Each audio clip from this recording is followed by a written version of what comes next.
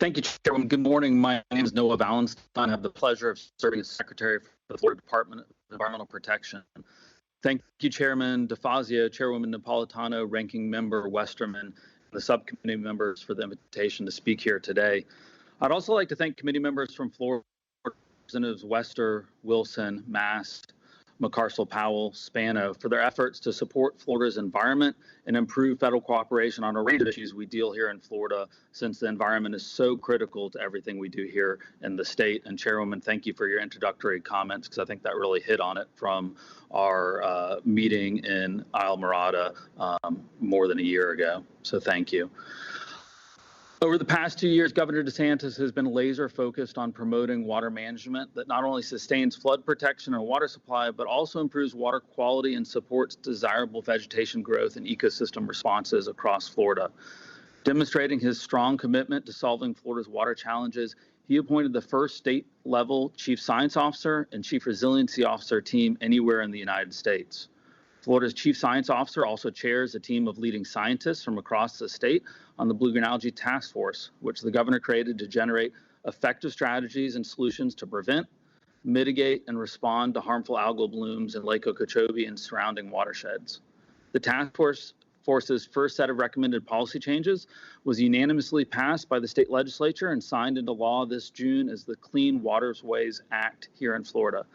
The legislation augmented DEP's authority to ensure protective standards and enhanced enforcement related to stormwater, wastewater infrastructure, and septic tanks, and agricultural producer compliance with our basin management action plans.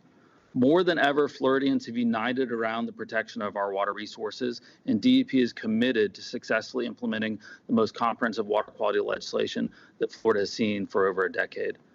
Unfortunately, all these efforts cannot guarantee an end to devastating releases from Lake Okeechobee. More flexible Army Corps water management policies and significant increases in large-scale water infrastructure and storage are critical elements to minimizing the future risk of detrimental discharges. Under the governor's direction, the state has been leading the effort to expedite critical Everglades restoration infrastructure, including work on the Central Everglades Planning Project and Everglades Agricultural Area Reservoir, the C-43 and C-44 reservoirs, and raising Tamiami Trail. Recent increases in federal funding for South Florida Everglades restoration, including $235 million in fiscal year 2020 and a historic $250 million in President Trump's fiscal year 2021 budget request, combined with $625 million in annual funding as requested from Governor DeSantis to make up more than $2.5 billion over a 4-year period for investments in water quality across Florida, including Everglades, is a clear sign of the impact of improved state and federal cooperation, and we thank this committee knowing that they're part of that. This committee's indispensable efforts to authorize comprehensive Everglades restoration projects as part of your biennial development and consideration of the Water Resources Development Act cannot be overlooked and is a critical part of making sure Florida's environment endures for future generations. Thank you so much for your track record of legislative success, both in 2014, 2016, and 2018.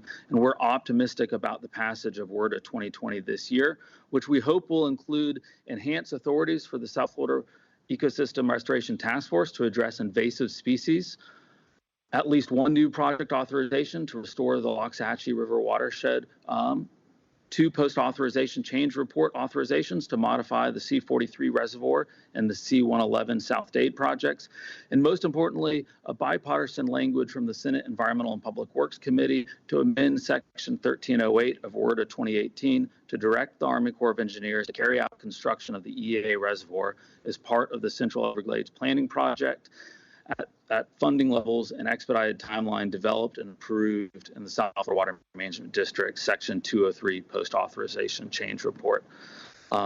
These projects are going to be vital to ensuring Everglades is protected for future generations. I know we have a lot of work ahead of us, as alluded to, but the partnership has not been stronger before between the federal and state government.